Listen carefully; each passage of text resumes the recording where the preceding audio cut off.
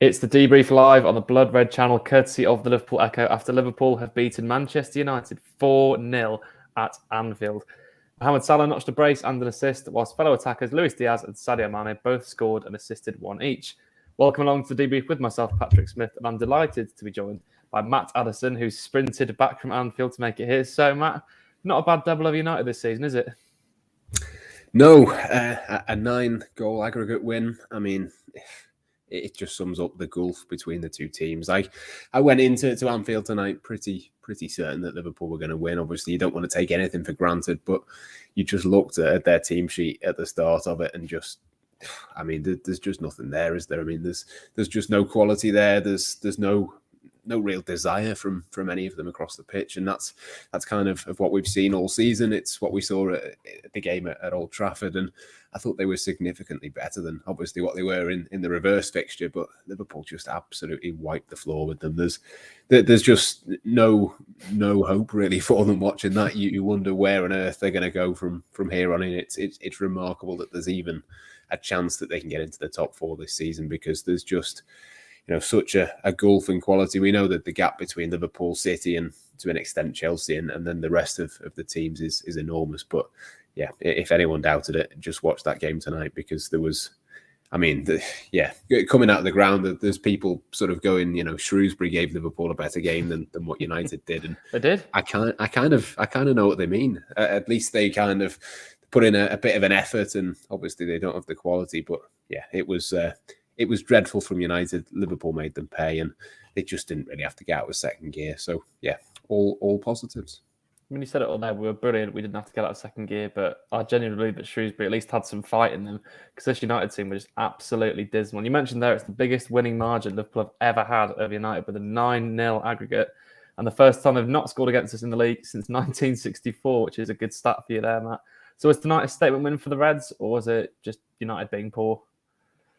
I don't think it's a statement, because I don't think it's really a surprise to anyone. I don't think we really learned anything from this. I think it was just purely and simply a case of it just reaffirmed really what we already knew, which is Liverpool are so much better. They're so much more kind of refined in the way they play individually and collectively. I saw a few kind of combined teams knocking about before the game, which seemed a bit pointless, because it was basically a question of who's Liverpool's best team, because no Manchester United players get in there, not even close. So yeah, Liverpool were just streets ahead really for me. And like I say, it just wasn't really a surprise. After a 4-0 win over United, obviously the celebrations and people are happy about it, but it just doesn't feel like a 4-0 win over Manchester United, because they're just an absolute shadow of themselves. And yeah, I thought they were pretty pathetic for most of the game today. Liverpool just had to turn up and do the job, and if they do that, a few more times this season, they could do something special. But yeah, today was just one of those where you just needed to get the 3 points, get over the line without any injuries. I think, they seem to have just about managed that. There was a little bit of a concern about Thiago, but Jurgen Klopp says that that's not an injury. It was something to do with his shorts being ripped or something. So thankfully nothing wrong there. And a couple of tasty challenges going in near the end. But even that, it just didn't feel like a derby game. It didn't feel like one. It was just all a bit pathetic from them, and Liverpool just had to be professional, score the goals when they did. Fantastic that Mohamed Salah's ended that kind of drought of a couple of months without a goal from open play. No real surprise that he's managed to do it against United, because they were just so poor. And like I said, you just looked at their team sheet, you're seeing the fact that they've gone 3 at the back or 5 at the back, whichever way you want to talk about it. But Definitely within 6 or 7 minutes, Liverpool are in front. So yeah, it's just really strange. It's really hard to analyse, because there's nothing really new there. We knew that Liverpool were miles better than them.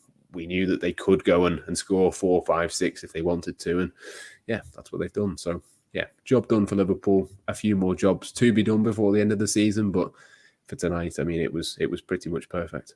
Yeah, just so routine and lethargic until Mr. Hannibal came on and decided to try and kick chunks out of all the Liverpool squad. But it felt like a testimonial, didn't it? And someone who particularly made it look like a testimonial was Thiago Alcantara. Now, we've got to start with him. A 10 out of 10 from Ian Doyle in his player rating says it already, I think, doesn't it?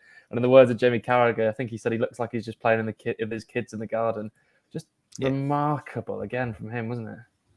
Yeah, the stats speak for themselves. I mean, it's a hard one to analyse. I don't want to take anything away from any Liverpool player today, but I reckon you could have put me alongside him in midfield, and it probably wouldn't have made a huge difference. It was just, it was so easy for him, and I know he makes in every single game he plays, he makes it look easy because of the way that he is and the quality that he's got. But yeah, it's so hard because United was so bad that he kind of was able to do that pretty easily. I don't think he really broke sweat in the game. There was not really a tackle for him to throw in. He was just able to stroke the ball about and pass it. And there was one or two moments of real quality where he puts it into Mohamed Salah's path, or one or two other bits of play, which, obviously you kind of applaud and just sort of say, wow, at times. But yeah, you can't get away from it. You look at the midfield he was coming up against. Nemanja Matic can barely run. Bruno Fernandes is a number 10 who ended up playing as a number 6 because they didn't have anyone left. Even Paul Pogba didn't fancy it and went off injured. I mean, there's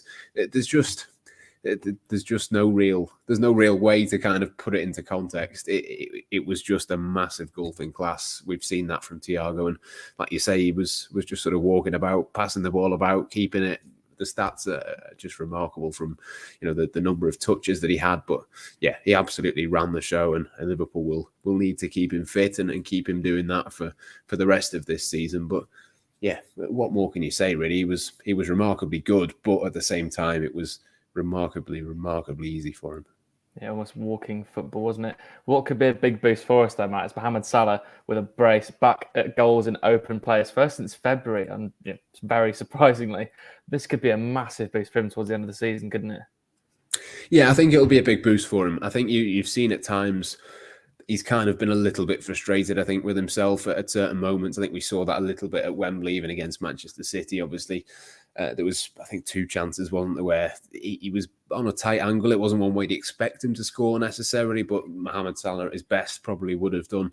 And yeah, it was timely, really. I mean, again, it was fairly easy to get him into those positions to be able to score those goals, but he's still got to do the business. And I think over the last couple of games, probably in the entirety of the 2 months where he hasn't scored from open play, I think generally his play, other than the goals, has been pretty good. I think you can look at, maybe the Watford game, wasn't it, where he wasn't particularly great, but even then they had 3 or 4 players around him at all times. It wasn't an easy game for him to play in. I think in pretty much all, or the vast majority of the other matches that he's played in, he's maybe not scored, but maybe he scored from the penalty spot, or he's done certain other things. He's provided passes for Sadio Mane, and his general players has been pretty decent. And I think it was again today. I think we've seen the work ethic as well. There was a couple of times when Trent was out of position and he was able to sprint back. He had a 2 or 3 minute spell where he was playing right back for a bit of the first half. And I think we've kind of seen all the other elements of his game. But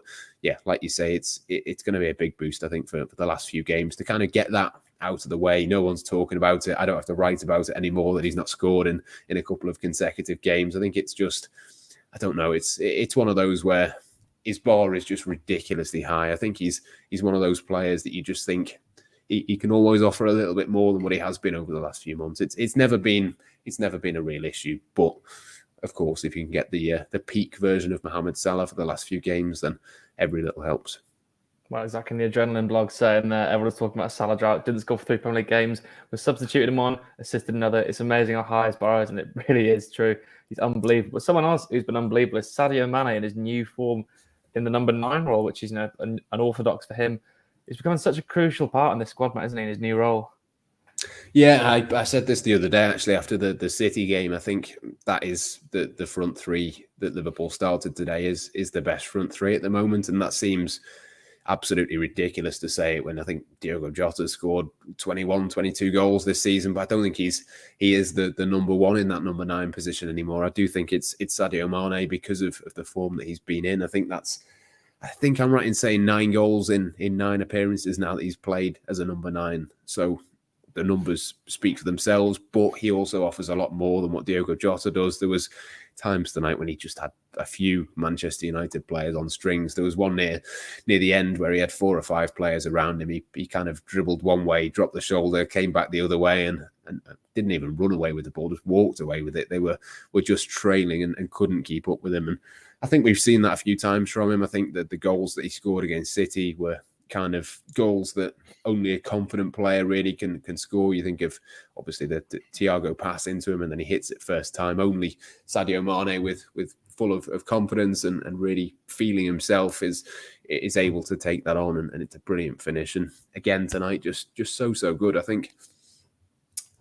I mean, he's had running an out underrated season, I think. Yeah, you do. You a little bit like Mohamed Salah, you run out of things to say about him, but I do think he's had a really underrated season because the goals are really stacking up now. He really offers a huge amount off the ball as well, which I think Diogo Jota could learn a little bit from. I think he's kind of got that experience, that kind of intelligence really to know what to do and when to do it. But yeah, it's just remarkable, isn't it? We were sort of talking 2 or 3 months ago around, could he be the one that Liverpool looked to move on in the summer? You know, you probably didn't want to ever see Mohamed Salah go. You kind of thought that it was between the other two possibly for having to move them on. Maybe Firmino was one that you wouldn't necessarily get enough money to convince you that it was worth it. Maybe Sadio Mane was the one that you might have thought about, but yeah, 2 or 3 months on, that just looks absolutely ridiculous to even suggest that now. There's no doubt that he should be getting a new contract. It's a relatively short space of time that he's played that number 9 position, but I'm fully convinced that that's his role really from now on. And yeah, if he can continue getting a goal a game in that position, then yeah, all the better for it. But yeah, as I say, even without those goals, he's just such a real intelligent footballer. I think it takes a really intelligent footballer as well to kind of reinvent yourself at that kind of age, that kind of sort of question really over his new contract and where he fits in. It would have been easy to kind of just look at Luis Diaz and think, oh, they've signed him, they spent a lot of money on him, what do I do now? Is it time to move on? But yeah, as I say, he's reinvented himself and he just looks almost as good as he ever was, really, to be fair to him. I think he's a different Sadio Mane now, but you know, he's such a valuable asset for Liverpool. There's no doubt about it. I think he's going to be, you know, him and Thiago really, I think, over the rest of the games this season, possibly Salah as well after the boost of getting the 2 goals. I think they're going to have to stay fit really for Liverpool. I think that the form that they've been in and the games that are to come, if they do stay fit and keep playing as they are, like we say every week, Liverpool have got a real chance. Well, it's the adaptability of Mane there. You know, he was signed as a right winger. Salah came in, moved out to the left. Diaz has come in, he's now moved down the middle, and he's still playing just as brilliantly as he always has done. But Matt, we're top until at least 8 o'clock tomorrow night with Brighton heading to the Etihad to take on City. Now, Brighton have won the last 2 games against Spurs and Arsenal away from home. Is there any hope that he could do us a favour tomorrow? I think there is a little bit of hope. I think the only thing I would say is, obviously, we've been absolutely slating Manchester United, and you kind of have to put United in the same bracket as Tottenham and Arsenal, really. They've been okay at times this season, but there is a massive gulf between Liverpool and City and kind of that group of teams, probably West Ham in there as well, that are trying to chase that 4th position. And it just seems like nobody wants to go after it. So I wouldn't necessarily read too much into Brighton beating Tottenham and Arsenal in recent weeks. I don't think that's necessarily the big thing that it might look on paper. I do think Tottenham is a tricky game, and Liverpool obviously play themselves in a couple of weeks' time, and obviously Son and Kane have been in decent form, so it was a decent victory for Brighton. But Manchester City is just a completely different challenge. So I think everyone will have fingers crossed that they can do something. I think there's a decent chance. They're kind of playing without pressure at the moment. They're not really, you know, in any kind of position of needing the points. I think that can sometimes work a little bit in your favour. I know sometimes we'll say, oh, it'd be good if City are playing someone that's scrapping to stay in the division or whatever it might be. But I think with Brighton, there's kind of a freedom to them. They're a really well-coached team. They've got the ability to kind of press and do the things really that we've seen at times City have struggled with. You think of the teams that they've dropped points against, it has been teams that have pressed them high up the pitch, as Liverpool did or as Southampton have done, and then counter-attack really quickly, which I think Brighton are very, very good at. So, yeah, fingers crossed Adam Lallana can do his old team a favour, but I don't know. I will watch it, but I think it's one of those where City probably should have too much, but listen, you never know. All Liverpool can do is keep winning their games, and I do still think City might drop points at some point. So Liverpool are going to have to be perfect, and they can only focus on themselves, of course. But yeah, I'm sure there'll be a fair few Liverpool fans tuning into that one. Well, exactly that. You never know. Maybe Brighton's form could be down to the dire nature of the top 4 race. But it's all eyes on the Etihad tomorrow because Liverpool are currently top of the league until at least 8 o'clock tomorrow. So, yes, our eyes will be definitely fixed on that one. But that's all we've got time for today on the Debrief Live. We're back again with the Debrief once again on Sunday after the Merseyside derby. So join us back again for that one. But until then, it's goodbye for now.